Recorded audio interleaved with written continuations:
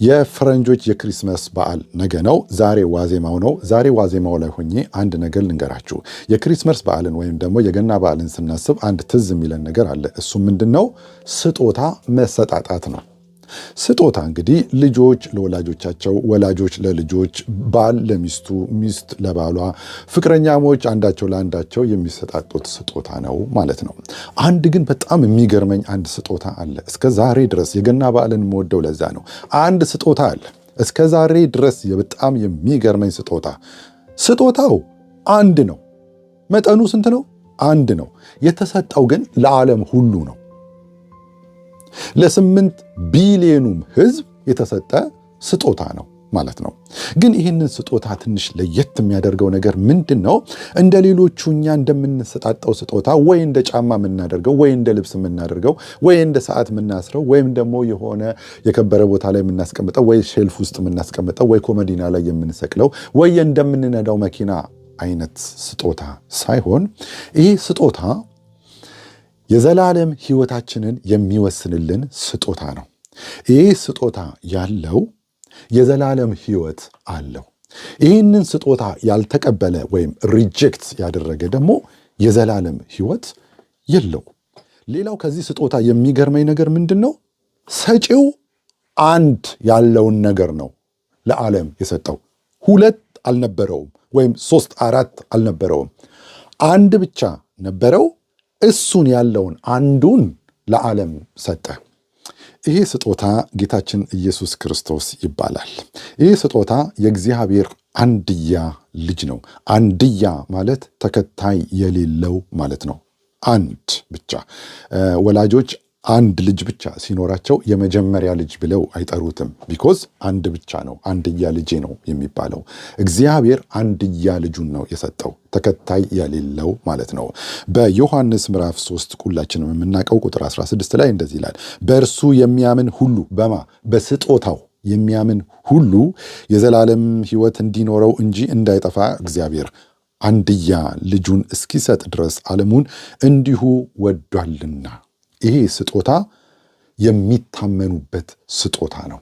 ሰጪው ራሱ አንድ ብቻ ነበረው፣ ያው አንዱን ነው የሰጠን ማለት ነው። ስለ ስጦታ መጽሐፍ ቅዱስ በጣም ይናገራል። 2 ያለው አንዱን ይስጥ ነው የሚለው። ኢቭን 2 ያለው ነው አንዱን ይስጥ ብሎ መጽሐፍ ቅዱስ የሚነግረን ማለት ነው እንጂ አንድ ያለው አንዱኑ ራሱ ይስጥ እንኳን አይልም። ይሄኛውን ስጦታ ግን ትንሽ ለየት የሚያደርገው ሰጪው ራሱ የነበረው አንድያ ነው። እሱኑ የነበረውን አንድያ ከዘላለም ጀምሮ አብሮት የነበረውን አንድያ ልጁን ለዓለም ሰጠ ማለት ነው። አንድ ሙስሊም ወገኖቻችን የሚያነሱት ጥያቄ አለ። በጣም ደስ የሚለኝ ጥያቄ፣ በጣም እነሱን ኮንፊውዝ የሚያደርጋቸው ጥያቄ አለ። ይህ ጥያቄ በጣም ትክክለኛ የሆነ ጥያቄ ነው። ጥያቄው ምንድን ነው? እንዴት ስለ ኢየሱስ ክርስቶስ አምላክነት እንዴት ከሰው ከተወለደ በኋላ ከማርያም ከተወለደ በኋላ ተወለደ እያልከኝ ከሰው ተወለደ እያልከኝ እንዴት አምላክ ነው ትለኛለህ? ከተወለደ በኋላ እንዴት አምላክ ነው ትላለህ? ጡት ጠብቶ ካደገ በኋላ እሱ ጡት የጠባው እሱ እንዴት አምላክ ነው ትለኛለህ? አላህ አይወልድም አይዋልድም ይላሉ። እውነታቸውን እንደዚህ ብላችሁ የምትነግሯቸው ሰዎች ካላችሁ ሙስሊሞች እውነት አላቸው። እኔ የሙስሊሞች ጥያቄ ከኦንሊ ጂሰስ ወይም ደግሞ ከጆሆቫ ጥያቄ በጣም ይሻለኛል። ሎጂካሊ ነው። እንዴት ከማርያም ከተወለደ በኋላ አምላክ ነው ትላለህ? ከሰው ተወልዶ እንዴት አምላክ ነው ትለኛለህ? ልክ ነው። እኔ ጆሆቫዎች ወይም ኦንሊ ጂሰሶች ከሚያወናብዱት ይሄኛው ጥያቄ ይሻለኛል ማለት ነው። ኦንሊ ጂሰስ ወይም ጆሆቫዎች የሚያወናብዱት ምኑ ጋር ነው? ምንድነው? አሁን ለምሳሌ ዮርዳኖስ ጋር ይወስዱና ዮርዳኖስ ጋር ኢየሱስ ክርስቶስ ሲጠመቅ 3 የተካሄዱ ነገሮች አሉ። 1 ሰማያት ተከፈተ፣ የምወደው ልጄ ይህ ነው የሚል ድምፅ ተሰማ። አንድ በል። ከዛ ወልድ እየተጠመቀ ነበር። ከዛ መንፈስ ቅዱስ በርግብ አምሳል በእሱ ላይ ሲወርድ ታየ ማለት ነው። ይህን 3 ነገር ኦንሊ ጂሰስ ወይም ጆሆቫዎች የሚሉት ራሱ ወይም ኦንሊ ጂሰሶች ራሱ ጂሰስ ራሱ ከሰማይ የተናገረውም ራሱ ነው በርግብ አምሳልም ሆኖ ራዩ ላይ ይወረደው ብለው እንደዚህ የሚያምታቱት ነገር አለ ማለት ነው። እዛ ጋራ በቂ የሆነ ነገር ተከስቷል ማለት ነው። ወልድ እየተጠመቀ ነው፣ ሰማይ ተከፍቶ አብ ተናገረ፣ መንፈስ ቅዱስ በርግብ አምሳል ሆኖ ወረደበት ማለት ነው። የሙስሊሞች ጥያቄ ጋራ ስንመጣ ግን በጣም ስማርት የሆነ ጥያቄ ነው። እንዴት ከሴት ተወልዶ ከማርያም ከተወለደ በኋላ እንዴት አምላክ ነው ትለኛለህ ነው የነሱ ጥያቄ። ነገር ግን እንደሱ አይደለም። ከማርያም ከተወለደ በኋላ አይደለም እኮ እሱ አምላክ የሆነው። ከማርያም ከመወለዱ በፊት አምላክ ነው። አምላክ የሆነው ነው ከማርያም የተወለደው እንጂ ከማርያም የተወለደው አይደለም አምላክ የሆነው። ዋት ልድገመው? አምላክ የሆነው ነው ከማርያም የተወለደው እንጂ ከማርያም የተወለደው አይደለም አምላክ የሆነው። የሥላሴ ትምህርት ከየት መጣ ሲባል ሥላሴ የሚል ቃል እዚህ ውስጥ የለም። ሥላሴ የሚል ቃል ባይኖርም ግን አብን ለብቻው እናየዋለን፣ ወልድን ለብቻው እናየውና መንፈስ ቅዱስንም ለብቻው እናየዋለን። ይሄ የሥላሴ ትምህርት የመጣው እግዚአብሔር ራሱ በዚሁ በዘፍጥረት መጽሐፍ ላይ እኛ እናደርግ እኛ እያለ ይጠራል። ሌታስ ይላል በእንግሊዝኛ፣ ወይም ደግሞ እኛ እያለ ይጠራል። የሆነ ነገር እንፍጠር ይላል። እሱን እንኳን ስናይ ምንድን ነው በዘፍጥረት ምዕራፍ 1 ላይ ቁጥር 26 ላይ እግዚአብሔር አለ ሰውን በመልካችን እንደ ምሳሌያችን እንፍጠር አለ። ዋት ሰውን በመልካችን ከማን ጋር ነው የሚያወራው? በመልካችን ሲል ከሱ ሌላ አይነ አካል አለ? አላህ አንድ ነው፣ አይወልድም አይዋለድም ከሆነ እዚህ ጋራ ሰውን በመልካችን እንደ ምሳሌያችን፣ ይሄ አማርኛው ነው የሚለው ከሆነ እንግሊዘኛውም ራሱኑ ነው የሚደግመው ማለት ነው። እንግሊዘኛውም የሚለው ሌታስ ሜክ ማን አስ የሚል ቃል ይጠቀማል። አስ ሁል ጊዜ አስ ካለ እንግዲህ ፐርሰኑ ከአንድ በላይ እንደሆነ ልብ ይለዋል ማለት ነው። ኢን አውር አሁን ደግሞ ጨመረልህ እንደገና አስ እያለ እንደገና አውር ኢን አውር ኢሜጅ አፍተር አውር ላይክነስ። ኦኬ ሰውን በመልካችን እንደ ምሳሌያችን እንፍጠር። ስለዚህ እዚህ ጋር ተናጋሪው አካል ከአንድ ፐርሰን በላይ እንደሆነ በጣም ያስረግጣል ማለት ነው። እንዲህ እያልን ስንሄድ ብዙ ቦታዎች ላይ እግዚአብሔር እኛ እናድርግ፣ እንውረድ፣ ቋንቋቸውን እናደበላልቅባቸው እያለ ራሱ ይናገራል። ከማን ጋር ነው የሚያወራው ብለን ስንፈልግ መጽሐፍ ቅዱሳችን ውስጥ ወልድን አገኘን፣ መንፈስ ቅዱስን አገኘን። ከዛ በኋላ ሥላሴ የሚለው አስተምሮ መጣ ማለት ነው። በእንግሊዝኛ ትሪኒቲ የሚለው ማለት ነው። ታዲያ እዚህ መጽሐፍ ቅዱስ ውስጥ ከምናገኛቸው 3 ፐርሰኖች ወይም ከአብ ከወልድ ከመንፈስ ቅዱስ ከሥላሴ አካል አንደኛው አካል ስጦታ ሆኖ የተሰጠው አንደኛው አካል ነው። ያም በወልድ የተገለጸው ማለት ነው። ወልድ ነው ስጦታ ሆኖ የተሰጠው ማለት ነው። እሱ ወልድ ደግሞ ራሱ በጣም ይገርማል፣ አምላክ ነው። እንግዲህ ይሄ 3 አካል አብ፣ ወልድ፣ መንፈስ ቅዱስ አለ። ወልድ የአብ የዘላለም ልጁ ነው። ወልድ የሆነ ጊዜ የተወለደ ሳይሆን ወልድ ሆኖ ነው ለዘላለም የኖረው ማለት ነው። ይሄንን ነው እንግዲህ እግዚአብሔር አንድያ ልጁን እስከሚሰጥ ድረስ ዓለሙን እንዲሁ ወዷልና የተባለው። ወልድ የአብ የዘላለም ልጁ ነው ማለት ነው። ወልድ ሆኖ ነው የኖረው። እኛ የእግዚአብሔር ልጆች ነን እንጂ ወልዶች አይደለንም። ኦኬ እኛ የእግዚአብሔር ልጆች ነን እንጂ ወልዶች አይደለንም። ወልድ ግን አንድ ብቻ ነው የኖረውም ለዘላለም ወልድ ሆኖ ነው። ግን ይሄ የእግዚአብሔር አንድያ ልጁ የሆነው ወልድ ለዓለም ሲሰጥ እንደ ልብስ እንድንለብሰው ወይ እንደ ጫማ እንድናጠልቀው ወይም የሆነ ኮሜዲኖ ላይ እንድናስቀምጠው ሳይሆን እንድናምንበት የተሰጠ ድንቅ ስጦታ ነው ማለት ነው። ምን ብለን ነው የምናምነው ከሆነ ኢየሱስ ጌታ እንደሆነ በአፍህ ብትመሰክር፣ እግዚአብሔር ደግሞ ከሙታን እንዳስነሳው በልብ ብታምን ትድናለህ ተብሎ የተነገረለት ስጦታ ነው ማለት ነው። ዓለም በልጁ እንዲድን እንጂ በዓለም እንዲፈርድ እግዚአብሔር ወደ ዓለም አላከውምና በእርሱ በሚያምን አይፈረደበትም። በማያምን ግን በአንዱ በእግዚአብሔር ልጅ ስላላመነ አሁን ተፈርዶበታል ይላል። ኦኬ ዓለም በልጁ እንዲድን ነው እንጂ ከምንድን ነው የሚድነው ከተባለ ከዘላለም ሞት። ይሄ የዘላለም ሞት ከየት መጣ? ከአዳም መተላለፍ የመጣ ሞት ነው ማለት ነው። እግዚአብሔር ጀስቲስ የሆነ አምላክ ነው። እግዚአብሔር እኮ ቅን ፈራጅ ነው ስንል ኃጢአት መቀጣት አለበት። ሲጀመር እግዚአብሔር ሉዓላዊ አምላክ ነው። ሕግ አውጪ ነው። ሕግ አስፈጻሚም ነው። ሕጉ ካልተፈጸመ እግዚአብሔር ጻድቅ ፈራጅ ነው ማለት ይፈርዳል ማለት ነው።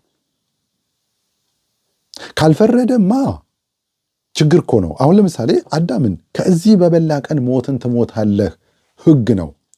አዳም በላ፣ ባይሞትስ እግዚአብሔር ምንድነው ሕጉ ራሱ አልተፈጸመም ማለት ነው። የሕግ አስከባሪም አይደለም ማለት ነው። ወይም እግዚአብሔር ጻድቅ ፈራጅ ነው ልንለውም አንችልም ማለት ነው። ስለዚህ ያ ሞት ተፈጻሚነቱን አገኘ ማለት ነው። በአዳም መተላለፍ ምክንያት በአንድ ሰው አለመታዘዝ ኃጢአት ወደ ዓለም ሁሉ መጣ። በአንዱ ምክንያት ደግሞ ሁሉም ሙታኖች ሆኑ ማለት ነው። ስለዚህ ዓለም በልጁ እንዲድን ነው እንጂ ሲል ታዲያ የእነዚህ ሙታን ሆነው በአዳም መተላለፍ ምክንያት ወደዚህ ምድር የመጡት ሰዎች ሁሉ ማን ሊታደጋቸው ይችላል? ነፃ እንዲሆኑ እግዚአብሔር ነፃ ናችሁ፣ ኃጢአት ሰርታችሁ አታውቁም ለማለት አንድ ያንን የሚተካ ወይም ያንን የሚዋጅ ወይም ያንን ቅጣት የሚቀበል አንድ አካል ያስፈልጋል። ያ አካል ደግሞ አጠገቡ ከነበረው ከአንድያ ልጁ በስተቀር በምድር ላይ በሰማይም በምድርም የለም። ስለዚህ እግዚአብሔር የጠየቀው አንድያ ልጁን ነው።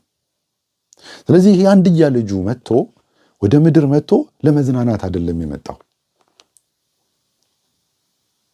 የኔን ያንተን ያንቺን የኛን ኃጢአት ተቀብሎ እግዚአብሔር ኃጢአት አድርጎት በሰው ልጆች ላይ ሁሉ የሚመጣውን ፍርድ በሱ ላይ አድርጎ ያንን ሞት ለሰው ልጆች የተመደበውን ሞት እሱ ሞቶ እነሱ ነፃ እንዲወጡ ነው። አሰጣጡም ድንቁ ስጦታ ይሄ ነው። ዓለም በልጁ እንዲድን እንጂ በዓለም እንዲፈርድ እግዚአብሔር ወደ ዓለም አላከውምና። ይሄ ድንቅ ስጦታ ለተቀበሉት ሁሉ በስሙ ለሚያምኑት ምን ብለው ለተቀበሉት? የእግዚአብሔር ልጅ ነው ብለው ለተቀበሉት፣ ኢየሱስ ጌታ ነው ብለው ለተቀበሉት፣ በስሙ ደግሞ ለሚያምኑት ለነርሱ የእግዚአብሔር ልጆች የሆኑ ዘንድ ስልጣንን ሰጣቸው ይላል። ይሄ ድንቅ ስጦታ መጣና ወደ ዓለም ሲመጣ መጀመሪያ የመጣው ወደ ገዛ ወገኖቹ ነው። ኦኬ፣ መዳን ከአይሁድ ስለነበረ በአይሁድ በኩል ዓለምን ለመድረስ ነበረ። ስለዚህ ኢየሱስ ክርስቶስ ራሱ መጥቷል። ለጠፉት ለእስራኤል በጎች እንጂ ለሌላ አልመጣሁም ብሏል። መጀመሪያ አመጣጡ በእነሱ በኩል ዓለምን ለመድረስ ነበረ። ስለዚህ እነሱ ደግሞ የገዛ ወገኖቹ አልተቀበሉትም ይላል። ለተቀበሉት ሁሉ ግን በስሙ ለሚያምኑት ለእነርሱ የእግዚአብሔር ልጆች የሆኑ ዘንድ ስልጣንን ሰጣቸው ይላል። እርሱ ሲጀምር አንድያ ልጅ ነበረ፣ በእርሱ የሚያምን ደግሞ የእግዚአብሔር ልጅ ይሆናል። ስለዚህ እሱ አንድያ ልጁ መሆን ይቀርና የበኩር ልጅ ይሆናል ማለት ነው። ቤተሰቦቻችሁ ውስጥ አንድ ልጅ ብቻ ካለ አንድያ ልጅ ይሆናል። ተከታዩ ሲመጡ ግን እሱ የበኩር ነው የሚባለው እንጂ አንድያ ልጅ መሆኑ ይቀራል ማለት ነው። እግዚአብሔር አሁን አንድያ ልጅ የለውም። አንድያ ልጁን ሰጠና ብዙ ልጆችን አተረፈ። ስለዚህ ኢየሱስ ክርስቶስ ልጁ በብዙ ወንድሞች መካከል በኩር ይሆን ዘንድ አያችሁ፣ አሁን ወደ በኩርነት መጣ። ቢኮዝ ሌሎች ልጆች ተወለዱና ማለት ነው። ስለዚህ ይሄ ስጦታ ድንቅ ስጦታ የሚያምኑበት ስጦታ ነው። ይሄ ስጦታ ጌታ ነው። ይሄ ስጦታው ራሱ አምላክ ነው። እግዚአብሔር እንዴት አላህ አይወልድም? እንዴት ኢየሱስን ጌታ ነው ትላላችሁ? አምላክ ነው ትላላችሁ? ከማርያም ከተወለደ በኋላ ካልከኝ ኖ፣ መጀመሪያ እሱ አምላክ የሆነው ነው በማርያም በኩል የተወለደው እንጂ ከማርያም በኩል ከተወለደ በኋላ አይደለም አምላክ የሆነው። ልድገመው፣ አምላክ የሆነው ነው በማርያም የተወለደው እንጂ በማርያም የተወለደው አይደለም አምላክ የሆነው። ሙስሊም ወገኖቻችን ይሄ ነገር ሊገባችሁ ይገባል ማለት ነው። የኛ መጽሐፍ ቅዱስ እንግዲህ እንደዚህ ነው የሚናገረው። በዮሐንስ ምዕራፍ 1 ላይ አንድ ነገር ልንገራችሁ በጣም እንዲገባችሁ ማለት ነው። ሶስት አምላክ ነው ወይ ያላችሁ ታዲያ ስትሉን፣ እኛ ሶስት አምላክ የለንም። አንድ አምላክ ነው፣ ራሱን ግን በሶስት አካል የገለጠ ማለት ነው። ሶስት አካል ያለው አንድ አምላክ ማለት ነው። አብ፣ ወልድ፣ መንፈስ ቅዱስ ሶስት አካል ግን አንድ አምላክ ማለት ነው። እሺ፣ አሁን ይሄ ኢየሱስ ክርስቶስ እንዴት ጌታ ሊሆን ይችላል ካላችሁ፣ ቅድም እንደነገርኳችሁ በማርያም ከተወለደ በኋላ ሳይሆን አምላክ የሆነው ነው በማርያም የተወለደው። ወይም አምላክ ሰው ሆኖ ተወለደ ማለት ነው። ምንም ማድረግ አይቻልም። በቃ እናንተኑ ለማዳን ነው ይሄ ሁሉ ድንቅ ስጦታ የተባለው ለዚህ ነው። ስጦታው ራሱ ድንቅ ነው። ኦኬ፣ ስጦታው ራሱ በቃ አምላክን ሰው ሆኖ እንዲወለድ ነው ያደረገው። ቢኮዝ ያንን የሞት ፍርድ ሊሸከም የሚችል የሰዎች ልጆችን ኃጢአት ተሸክሞ ኃጢአት ሆኖ ፍርዱን ተቀብሎ ሞታቸውን ሞቶ እነሱን ነፃ ማውጣት የሚችል ከዚህ ውጭ ሌላ አማራጭ አብ አልነበረውም። ዞር ሲል የገዛ ልጁን ነው ያየው። ስለዚህ አምላክ የሆነው ልጁ አንድያ ልጁ ወደ ዓለም መምጣት ነበረበት። ይሄ ጥልቅ ፍቅሩን የሚያሳይበት ነው እንጂ ኮንፊውዝ ሊያደርጋችሁ የሚገባ አይደለም። ስጦታውም ድንቅ የተባለው ለዚሁ ነው። እሺ አሁን የኢየሱስ ክርስቶስ ጌትነት ግራ ለሚገባችሁ እስቲ ቀስ ብለን እናንብበው። ዮሐንስ ምዕራፍ 1 አሁን ተመልከቱ። ቃል የሚል ቃል እሰጣችኋለሁ። አሁን እቺ ቃል የምትለዋን ቃል እየተከተላችሁ ውረዱ። ተመልከቱ። በመጀመሪያ ቃል ነበረ።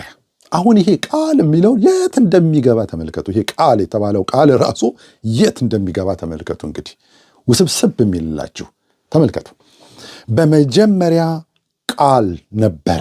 በመጀመሪያ ይሄ እንግዲህ ምንም በቃ ከዚህ መለስ የማይባል ከዚህ ዓመት ወዲህ የማይባል በመጀመሪያ ከተባለ በመጀመሪያ ቃል ነበረ። ከዛስ ተመልከቱ።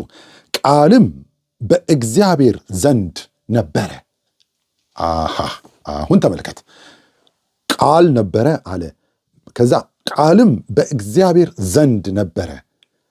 ዘንድ ሲል ዊዝ ማለት ነው አይደል? በእንግሊዘኛው in the beginning was the word.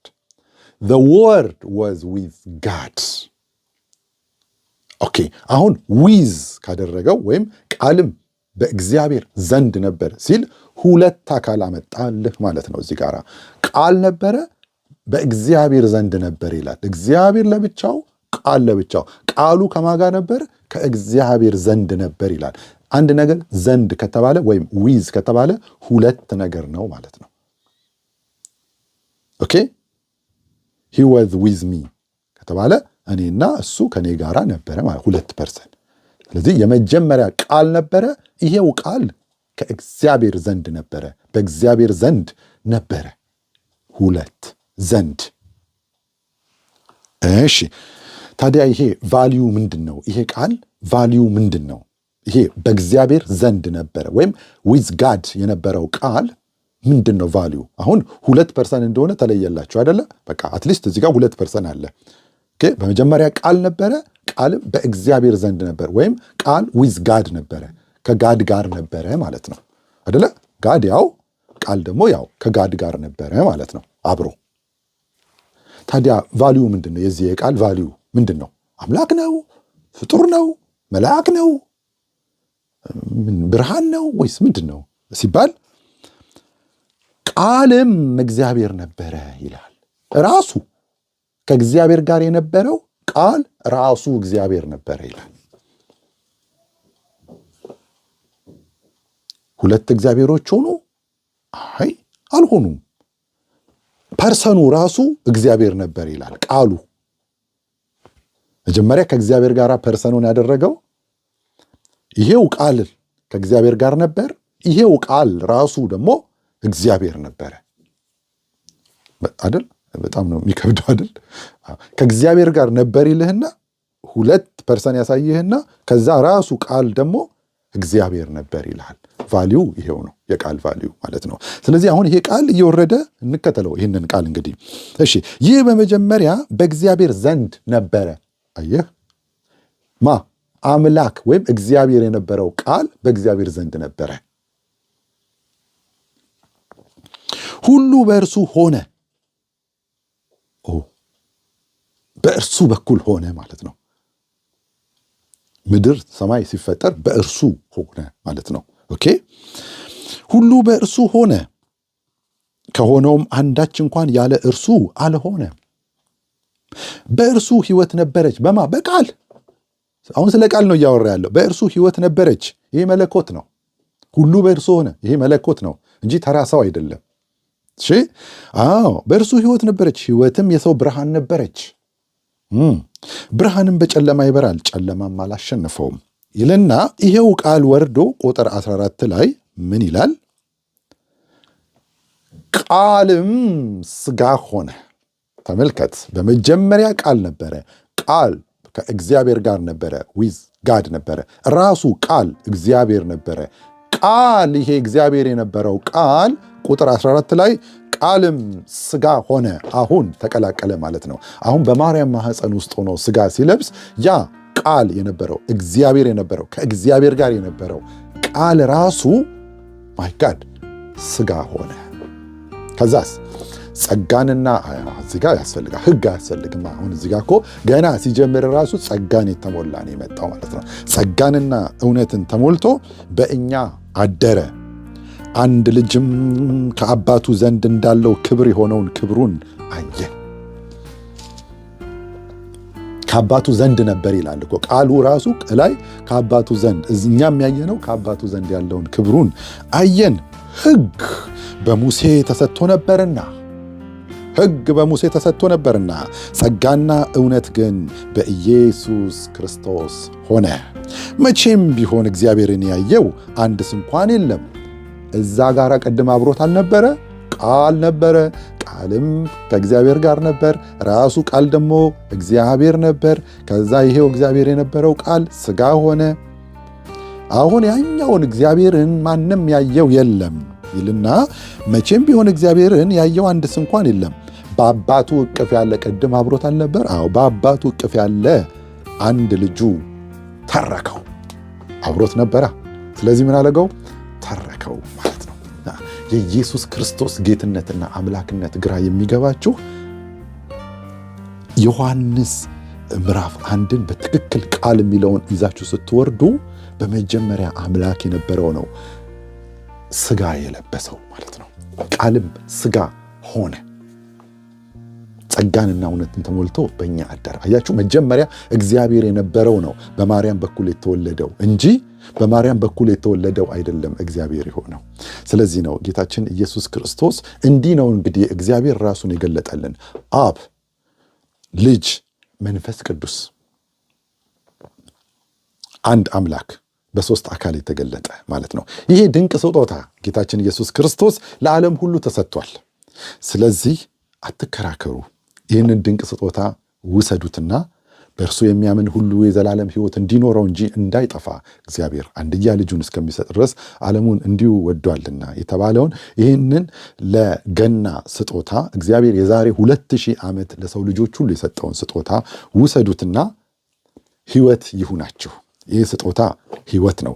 የዘላለም ሕይወታችሁን የሚወስንላችሁ ይሄ ስጦታ ነው። ይህን ስጦታ ሪጀክት ያደረገ እግዚአብሔር አንድያ ልጁን፣ አንድ ስጦታ ነበረው፣ አንድ ነበረው፣ እሱኑ ነው የሰጠው። ይህንን ስጦታውን እንግዲህ የነበረውን እግዚአብሔር እውነቱን ለመናገር ልጁን ካልተቀበላችሁ ሌላ የሚሰጣችሁ ነገር ራሱ የለውም። ሲጀምርም አንድያ ልጁ ነበር፣ እሱኑ ሰጠ። ከዚህ ውጭ እግዚአብሔር ሊሰጥ የሚችለው ነገር የለም። ዞር ቢል ገብርኤል ነው ያለው፣ ገብርኤል አይጠቅምም። ዞር ቢል ሱራፌል ወይ ሚካኤል ነው ያለው፣ ምንም አይጠቅሙም። እነሱ ሲጀመር ሰው አይደሉም፣ መናፍስት የእሳት ነበልባሎች ናቸው። እዚህ ጋር የተፈለገው ደግሞ ሰው ነው የጠፋው፣ ሰው መሆን ነበረበት። እግዚአብሔር ምንኛ ዓለሙን ወዶታል። ይሄ ነዋ ድንቅ ስጦታው። አምላክ የነበረው ቃል የነበረው ከእግዚአብሔር ጋር የነበረው እሱ እግዚአብሔር የነበረው ሥጋ የለበሰው እኔን፣ አንተን፣ አንቺን፣ እኛን ለማዳን ነው ይሄ ሁሉ ውጣ ውረድ የመጣው። እንደዚህ የወረደው እሱ ነው። በፊልጵስዩስ ምዕራፍ 2 ላይም የሚነግረን እሱን ነው። በፊልጵስዩስ ምዕራፍ 2 ቁጥር 6 ላይ እንደዚህ ይላል፣ እርሱ በእግዚአብሔር መልክ ሲኖር ሳለ፣ አላያችሁም? እዛ ጋራ በእግዚአብሔር ራሱ እግዚአብሔር ነበር ይላል ዮሐንስ። እሱ በእግዚአብሔር መልክ ሲኖር ሳለ ከእግዚአብሔር ጋር መተካከልን መቀማት እንደሚገባ ነገር አልቆጠረውም። ነገር ግን የባሪያም መልክ ይዞ በሰው ምሳሌ ሆኖ፣ ራሱ ቃል እግዚአብሔር የነበረው በሰው ምሳሌ ሆኖ ሥጋ ሆነ አላለንም ዮሐንስ? አዎ፣ በሰው ምሳሌ ሆኖ ራሱን ባዶ አደረገ። በምስሉም እንደ ሰው ተገኝቶ፣ በማርያም ማኅፀን ውስጥ ገብቶ ማለት ነው። በምስሉም እንደ ሰው ተገኝቶ ራሱን አዋረደ። አምላክ ነው፣ ግን በምስሉም እንደ ሰው ተገኝቶ ራሱን አዋረደ። ይኸውም ለሞት፣ ለመስቀል ሞት እንኳን የታዘዘ ሆነ። እዛች መስቀል ላይ መንጠልጠል ያለብን እኛ ነበርን፣ እሱ ያንን ወሰደው። ስለዚህ ለመስቀል ሞት የታዘዘ ሆነ። በዚህ ምክንያት ደግሞ እግዚአብሔር ያለ ልክ ከፍ ከፍ አደረገው፣ ከስም ሁሉ በላይ የሆነውን ስም ሰጠው። ይህም በሰማይና በምድር ከምድር በታች ያሉት ሁሉ በኢየሱስ ስም ይንበረከኩ ዘንድ። በቃ ይሄ የአባቱ ትእዛዝ ነው። ሪጀክት አታርጉት። በኢየሱስ ስም ይንበረከኩ ዘንድ ምላስም ሁሉ ለእግዚአብሔር አብ ክብር። ዋው! ስለ 2% ነው የሚያወራው እኮ ለእግዚአብሔር አብ ክብር ኢየሱስ ክርስቶስ ጌታ እንደሆነ ይመሰክር ዘንድ። እንዲህ ስትሉ እግዚአብሔርን እያከበራችሁት ነው። እግዚአብሔር የሚከብረው ኢየሱስ ጌታ እንደሆነ ምላስ ሲመሰክር ነው። ሌላ እግዚአብሔር በምንም አይከብርም። የአብ ክብር ይሄ ነው። አብ ከኛ የሚፈልገው ነገርም ይህንኑ ነው ማለት ነው። ስለዚህ ዛሬ በገና በዓል ዋዜማ ላይ ሆኜ ምነግራችሁ ይህንን ድንቅ ስጦታ ከዚህ የወረደውን ሥጋ የለበሰውን እኛን ለማዳን የወረደውን እግዚአብሔር የሰጠውን ድንቅ ስጦታ ተቀበሉት። ጸጋው ይብዛላችሁ።